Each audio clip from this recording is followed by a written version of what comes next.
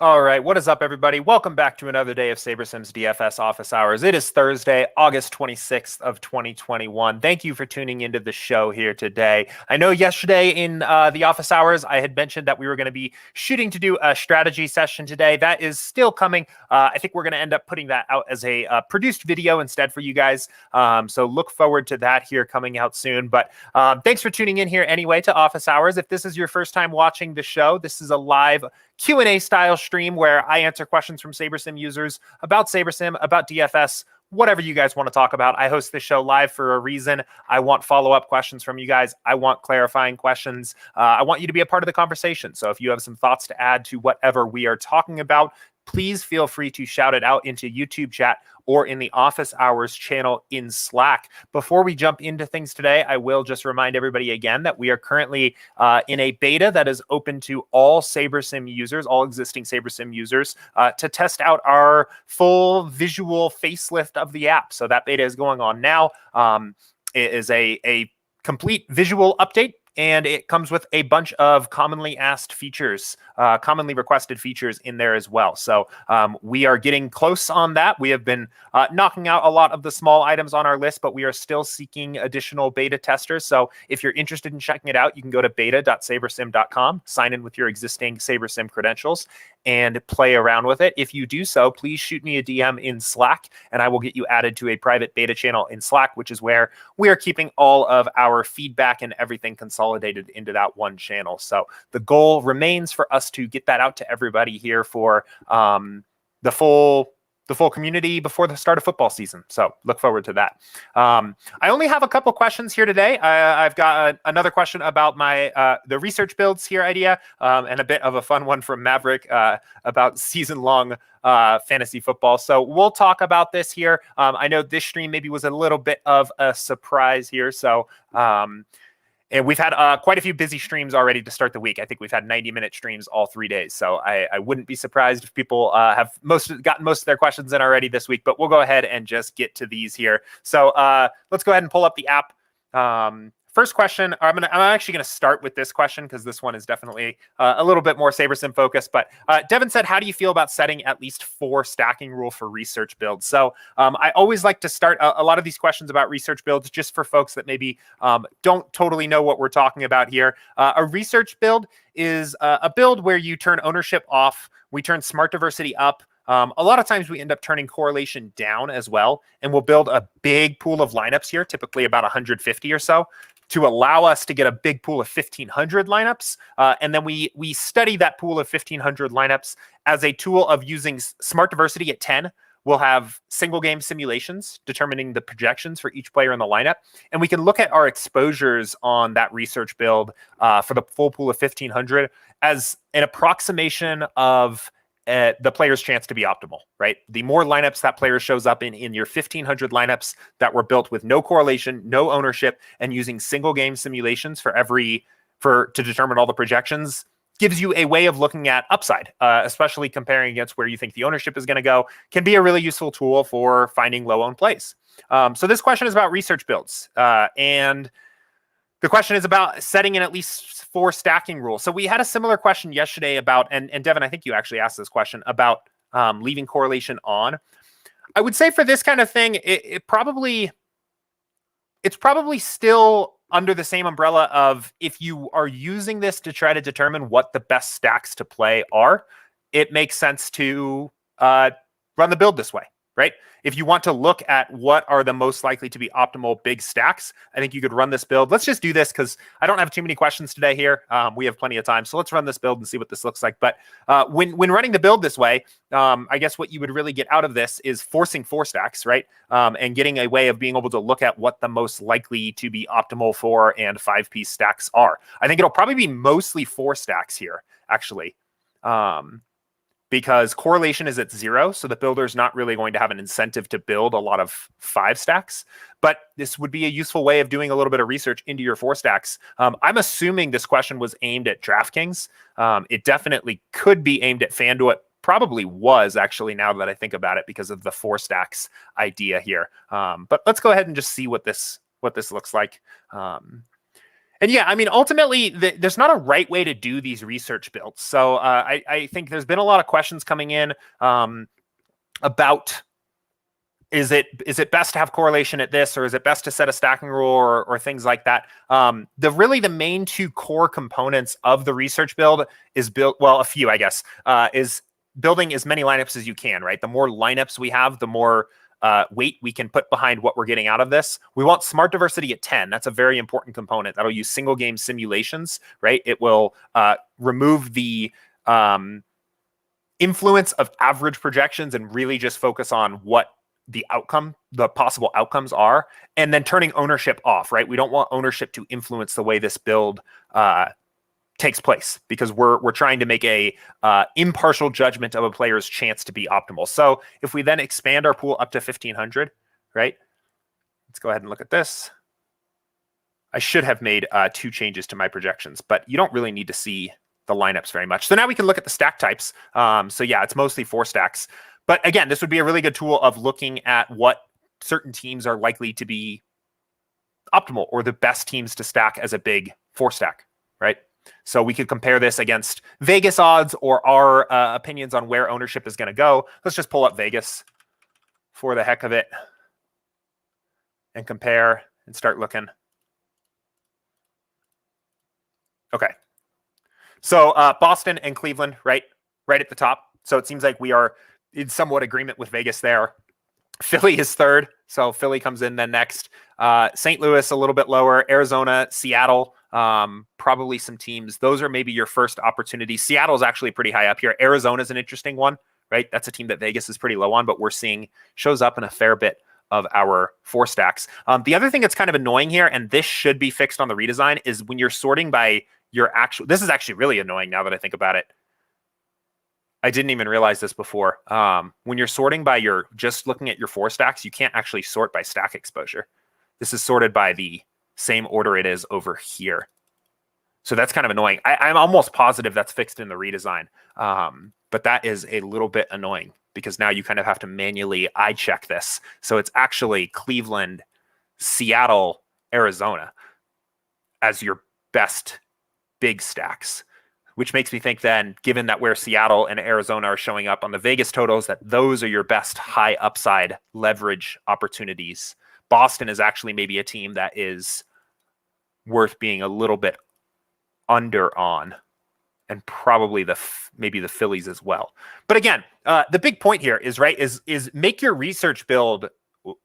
Run your research build at the settings that best benefit what you need it to do for your process, right? I definitely don't want to give the indication that correlation value needs to be set at a certain spot to do this build, or you need to set a certain stack rule to do this build effectively. If you're interested in researching stacks, set yourself a stacking rule. If you're interested in researching players, remove it. Because what's happening here is that we're going to see greater percentages of the stacks that the builder wants to use, like Cleveland and Boston and Arizona. All of those players are going to have higher exposures than they might have with no stacking rule, because the stacking rule is forced, right? It has to use players from the same team here. So this kind of build would be best used for researching stacks specifically. So let's go ahead, and I want to run this on FanDuel real quick, just because I am curious, and I think the question might have been aimed at FanDuel to begin with. And we have plenty of time here today. So what am I doing? Let's do a 150 max and turn correlation off, turn smart diversity all the way up, and set ourselves a minimum 4 stacking rule on FanDuel. I don't run enough of these on FanDuel either. If you haven't already been able to tell, I do a lot of my DFS play on DraftKings. I dabble in FanDuel a little bit, so I always feel like I spend a little bit too much time on the DraftKings side of the app rather than going over to the FanDuel side of the app. But let's go ahead and take a look.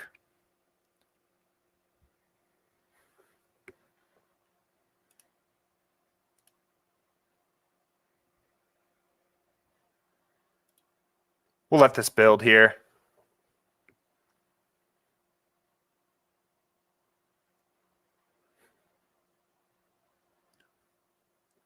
I've noticed that the FanDuel side too, I think, just takes a little bit longer sometimes on some of these big builds, especially when there's a stacking rule set. But we will give this just a moment to get caught up and see what this looks like here.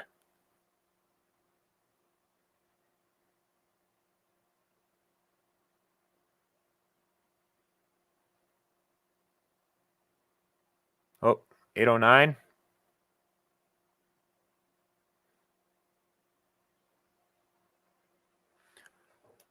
Maybe our build got stuck here.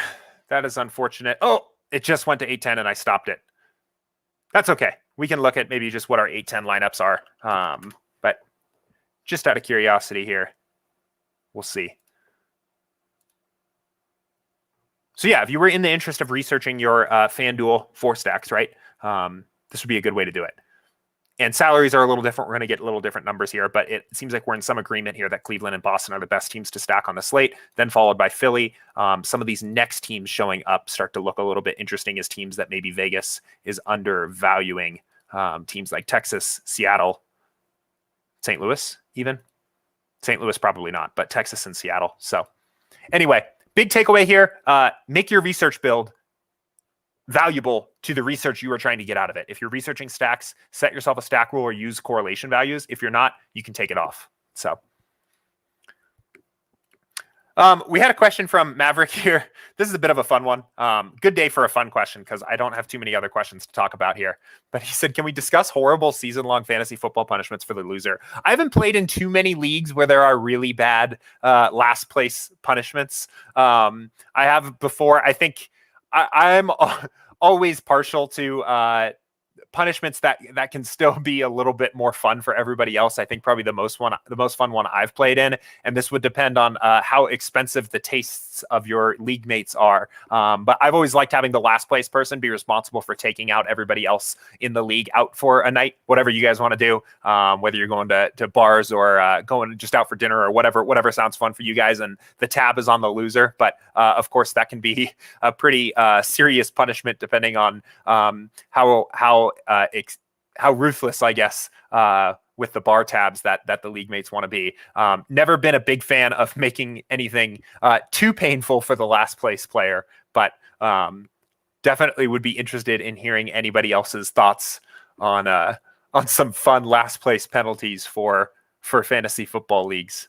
But we just did our draft last night, actually, for my longest running home league. So that was a good time. But definitely never know when you're going to be caught up in that last place finish. So I don't know. Want to be careful with that kind of stuff. But anyway, guys, those are the only two questions I had in my queue here today. So a good question about research builds and then a fun one about seasonal fantasy football league punishments. I see we've just got a small crowd here watching me along here today. So does anybody else have any questions that you'd like to ask? Again, I know we had some long streams the last couple of days, some big 90-minute streams, lot of questions asked there. So if you missed those, definitely go back and check out those videos. I always timestamp every office hour video I make. The timestamps are in the description and they show up as the little chapters on the progress bar when you're watching along the YouTube video. So if you don't have time for a full 90-minute stream, always feel free to just jump around on those timestamps and watch the sections that are the most interesting for you. But if no one else has any other questions, I think I will probably end up cutting this one short here today. So I don't end up... Oh, we did get a good question here from Paris. And he said, what do you look for just before you submit your lineups? Is it to try to get highest projected or do you just go by feel? So part of the goal of SaberScore, the way SaberScore is developed, is to kind of answer that question for you, right? It's difficult when you're building GPP lineups, right? We don't really care about the value of average projections, right? That's not our goal. We want high correlated, well-leveraged lineups that have upside for the given contest you're playing. And that is really the beauty of SaberSim, right? Or one of the many beauties of SaberSim. Let's run a quick build and we'll talk about this here. And if we run our build here, we've got, say, for 20 max, 25,000 entrants or something like that. We'll do this on FanDuel so that I show some love to the FanDuel side of things, right?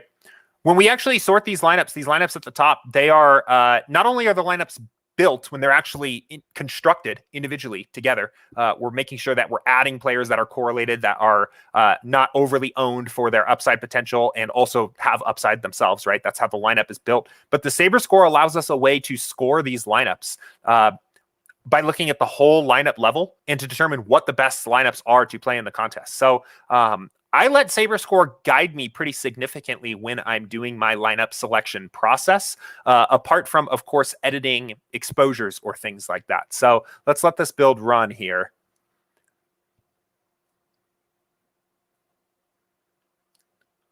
Seems like it's getting hung up here again right at the end, but I will be patient this time and let this actually finish.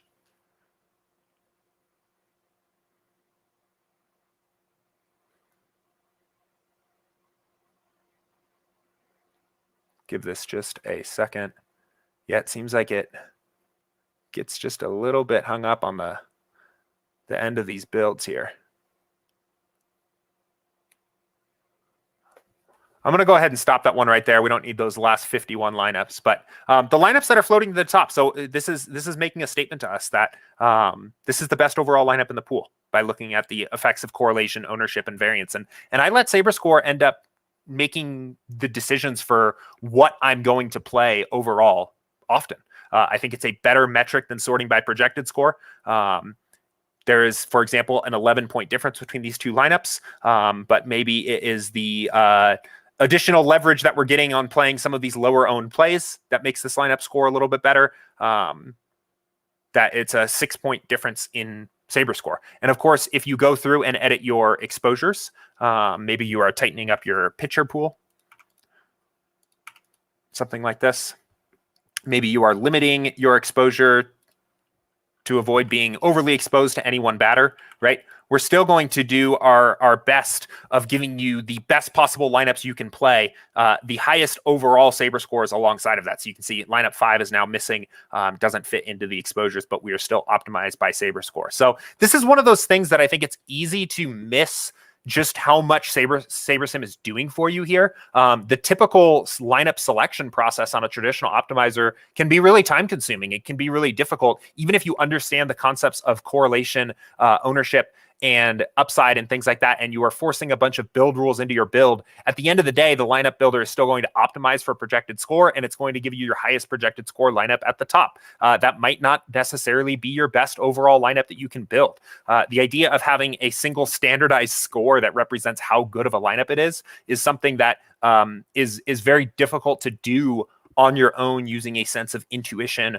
or an eye test. So like looking at this question, I would rather trust the SaberScore in determining what lineups I'm actually going to play than going for a feel or an eye test or anything like that. Even when I go in here and make maybe some of my leverage stands, maybe I'm seeing that we're already underweight on Scherzer here, and I just want to take a stand on him and just fade him completely. I'll still allow SaberScore to make the ultimate decision of what lineups I end up playing that exclude Scherzer.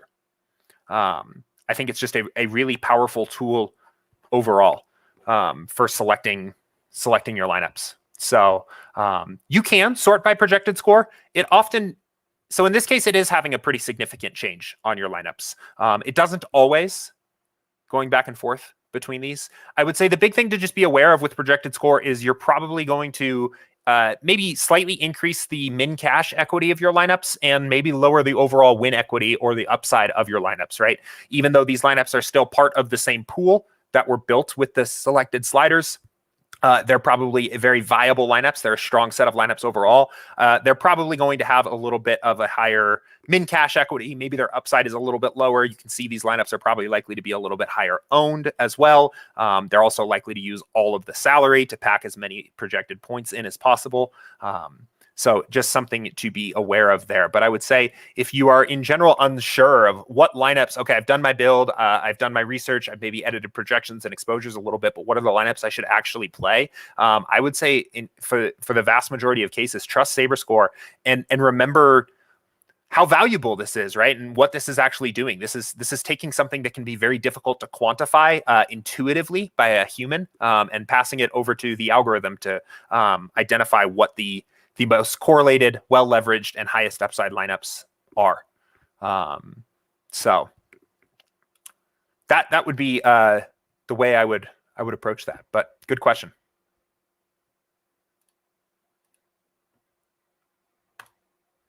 Any other questions for me here today, guys? You got plenty of time to talk. Happy to spend as much time on any of these questions as you guys like here today.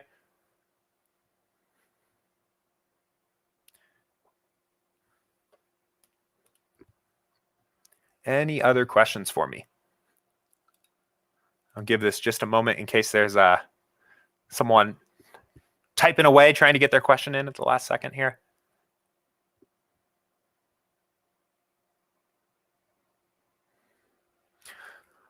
Okay, I think I am going to go ahead and leave it there, guys. As always, I will be available in Slack pretty much all afternoon. So always feel free to shoot me a message in the Office Hours channel in Slack, and I'm happy to respond. But of course, I will be back here again at 2 p.m. Eastern tomorrow. So if you hop on here at the last second, didn't get a chance to ask your question, or something pops into your mind as soon as I hop off, no worries. Pop it into the Office Hours channel in Slack or email us support@sabersim.com, and I would be happy to answer any questions you guys have on the stream tomorrow. Enjoy the rest of the early slate here that's going on now if you played that. Otherwise, have fun with the main slate tonight, and I will see you guys tomorrow. Take care.